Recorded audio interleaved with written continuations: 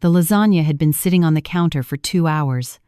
I kept telling myself I'd eat when my husband got home, but somewhere around 9 o'clock, I stopped believing he was coming home for dinner. I'd learned not to call. The last time I called before 10, he picked up sounding annoyed, told me he was finishing a proposal with a colleague, and hung up before I could ask which colleague. That was 8 months ago. I'd gotten good at waiting since then. I was folding laundry on the couch when my phone buzzed. I assumed it was him, a text saying he'd grab something on the way, the usual, but the number wasn't saved in my contacts. I almost let it go to voicemail. Something made me answer. "Is this the wife of Daniel Mercer?" The voice was a woman's. Young. Carefully neutral in the way people sound when they're trying not to sound like anything at all. I set down the shirt I was folding. "Yes. Who is this?" "My name is Nurse Callahan. I'm calling from Street Raphael's Medical Center. Your husband was brought in about 40 minutes ago by ambulance. He's in critical condition. We need you to come as soon as possible." I remember asking what happened. I remember her saying cardiac event. I remember grabbing my purse without putting on real shoes, driving to the hospital in the pair of slip-ons I kept by the door, my hands completely steady on the wheel in that eerie way they get when your brain hasn't fully processed what your ears just heard. My husband was 34 years old. He went to the gym 4 days a week. He didn't smoke. He barely drank. None of that felt real until I pulled into the hospital parking lot and sat in the car for 30 seconds trying to remember how to breathe. Daniel and I had been married for 6 years. We met when I was 26, at a work conference in Chicago. I was in marketing. He was in commercial real estate. We were both at the same breakout session about something neither of us could recall afterward. We got married 2 years later at a small venue in Virginia, and for a while, it was genuinely good. We had a house in the suburbs of Charlotte. We had a plan, a real one, with timelines and savings accounts and a folder on my laptop labeled 5-year goals. We were supposed to be building something. I don't know exactly when I started feeling like I was building it alone. The shift was gradual. The long nights became longer. The weekend trips with colleagues became more frequent. Small things went missing from our conversations, the easy back and forth, the inside jokes, the habit of reaching for each other during commercials. I told myself it was stress. His company had expanded. He was managing more people. I was managing my own anxiety about what I was noticing, which seemed like the more productive use of my energy. When I walked into Street Raphael's that night, I went directly to the front desk and gave my name. The nurse checked her screen, and something shifted in her expression a fraction of a second, controlled and professional, but I caught it. "Room 4B has been designated for your family," she said. "I'll walk you back." Family. The word snagged in my mind. We didn't have children. My mother-in-law lived in Raleigh, about 2.5 hours away. My father-in-law had passed 4 years ago from a stroke. My husband had a younger sister, Becca, who lived in Asheville. None of them could have gotten here in 40 minutes. The nurse led me down a hallway and pushed open a door, and I stopped. My mother-in-law was sitting in a chair against the wall. Becca was standing near the window, and between them, perched on the edge of a second chair with her hands folded in her lap, was a woman I had never seen before. She was around my age, dark hair, wearing the kind of outfit you'd put on quickly in the dark. She had been crying. Her mascara had settled into the lines under her eyes, and she was holding a crumpled tissue in both hands. My mother-in-law stood up when she saw me. Her expression was one I had seen directed at other people before, a composed, deliberate coldness that she deployed when she wanted to establish territory. She'd never aimed it at me before that night. "Laura," she said. Just my name, like an acknowledgement of a problem. I looked at the woman I didn't know. I looked at my mother-in-law. I looked at the closed door to the room where, I now understood, my husband was lying. "Where was he?" I asked. "When they called the ambulance." "Where was he?" Nobody answered. That was an answer. I have thought about that moment many times since. The silence in that room, the fluorescent hum overhead, the tissue crumpling in the stranger's hands. I think I knew before I asked. I think I had known for a while. In the particular way you know things you've decided not to examine too closely. The doctor came out 20 minutes later. He spoke quietly and directly, which I appreciated. Hypertrophic cardiomyopathy, a condition Daniel apparently had been diagnosed with 2 years earlier during a routine physical, a condition he had never mentioned to me. The doctor said these things sometimes go years without an episode. He said Daniel had gone into cardiac arrest and could not be resuscitated. He said he was sorry. I thanked him. I don't know why I thanked him. Habit, I suppose? My mother-in-law started crying loudly the moment the doctor walked away. Becca put her arms around her. The woman with the crumpled tissue made a small sound and looked at the floor. I stood very still and thought about the folder on my laptop labeled 5-year goals. I want to be clear about something because it matters later. I was the one paying the bills. Not all of them Daniel had his salary, and for a long time it was higher than mine. But 3 years ago, his company restructured. His base dropped significantly, and the commission-based portion of his income became unreliable. I had gotten 2 promotions in that same period. Without ever making a formal announcement about it, the financial gravity of our household had shifted entirely onto me. The mortgage was in my name. The joint savings account I funded. My credit card, a premium travel card with a $40,000 limit that I had carefully built over years of responsible use, was the card that paid for everything from groceries to the property taxes. My mother-in-law knew this. I had been the one writing the checks for the past 2.5 years. I thought she understood what that meant. I was wrong about what she understood it to mean. We were still in the hallway outside room 4B when she pulled herself upright and turned to me with her composed face back in place. "We need to discuss the arrangements," she said. I looked at her. "Tonight? There are decisions that need to be made quickly.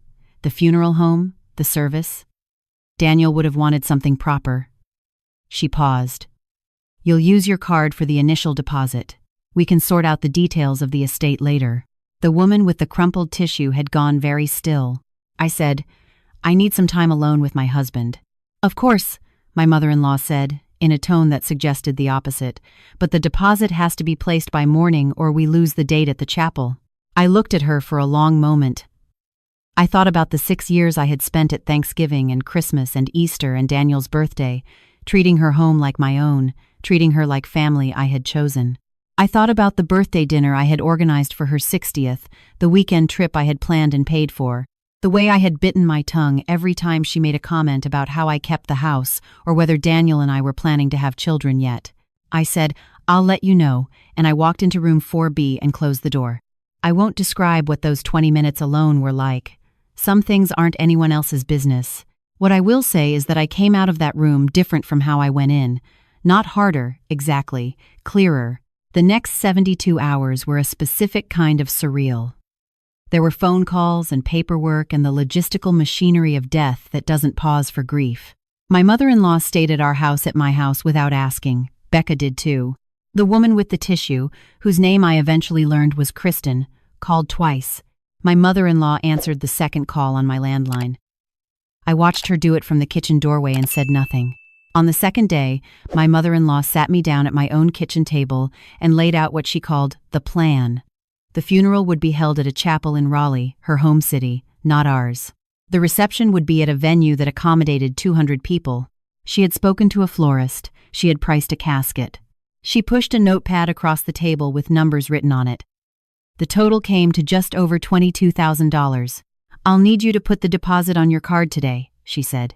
$12,000 to hold everything. I looked at the notepad. I looked at her. "Daniel had a life insurance policy," I said. "The payout takes months. We can't wait months. His estate also has assets, which are frozen until probate." She folded her hands. "You're his wife, Laura. This is your responsibility. I want you to understand something about my mother-in-law. She was not a cruel woman in the obvious ways. She didn't scream or make scenes. Her particular talent was for making unreasonable things sound like simple logic, delivered in a voice so steady that questioning her felt like you were the one being irrational. I had watched it work on other people for 6 years. I had watched Daniel fold under it his entire life. I had spent 6 years working very hard not to be someone who got folded. "I need to make some calls," I said. "Give me until this afternoon." She seemed satisfied with that. She shouldn't have been. I called my best friend Sarah first, because Sarah is an attorney, and also because she has never in her life told me what I wanted to hear when I needed to hear something else. I laid out everything: the marriage, the financial situation, the hospital, Kristen, the kitchen table negotiation. Sarah was quiet for about 4 seconds. "Okay," she said. "First, you have no legal obligation to fund his funeral. His estate covers funeral costs before any other distributions. Second, if he had a will naming you as executor, you control those decisions. Do you know if he had a will? I opened Daniel's desk drawer, where I had watched him file important documents for 6 years. The will was in a manila folder labeled, with Daniel's characteristic practicality, Will. I named executor. I read that part to Sarah. Then his mother has no authority here, Sarah said. None. You make the decisions about the service. You decide what gets spent and from which account. She can attend. She cannot plan. I thanked Sarah and hung up. I opened my banking app and looked at the joint account for a moment. I thought about the direct deposits I had made into that account every month for 3 years. Then I transferred the balance into my personal account, the one only I had access to, the one my mother-in-law didn't know existed, the one I had started keeping separately 18 months ago when something in me had begun quietly preparing for a future I couldn't name yet. Then I called my credit card company. I told them my card had been compromised. I requested an immediate cancellation and a new card sent to my personal P.O. box. The representative confirmed the cancellation. I thanked her and set my phone down on the desk. My mother-in-law appeared in the doorway about 4 hours later with her coat on. I need the card number to hold the venue, she said. I canceled the card, I said. She stared at me. What? I reported it compromised. There's been unusual activity. I paused. I'll let you know when the new one arrives. She left the room without saying anything. I heard her on the phone with Becca shortly afterward, voices low and clipped. I went to the kitchen and ate the leftovers I'd been ignoring for 3 days, standing at the counter, and I felt something I wasn't expecting to feel. Hungry. Actually hungry. I planned a modest service. A funeral home 12 minutes from our house, not a chapel in Raleigh, 40 people, family and close friends, one arrangement of white flowers. I paid for it from the estate account as executor, which Sarah had helped me set up access to. It was dignified and quiet, and it cost a fraction of what my mother-in-law had written on that notepad. She attended in a black dress and did not speak to me directly the entire morning. Kristen did not come to the service. I learned later, from someone who knew someone, that she had already left Charlotte. I don't know where she went. I don't think about her very much. What happened in the 2 weeks after the service was a different kind of education. My mother-in-law and Becca did not go back to Raleigh. They stayed in my house. They brought in groceries and arranged things in my kitchen and had conversations at my table about Daniel's assets and what he would have wanted, as though I were a variable in an equation rather than the person who had signed the mortgage. My brother-in-law drove down from Raleigh one weekend and spent 3 hours going through Daniel's office, stacking boxes I hadn't given him permission to touch. I watched all of this for 12 days. I let them believe I was in shock, which I was, partially. But I was also watching. I was learning exactly what they believed they were entitled to, and how far they planned to take it.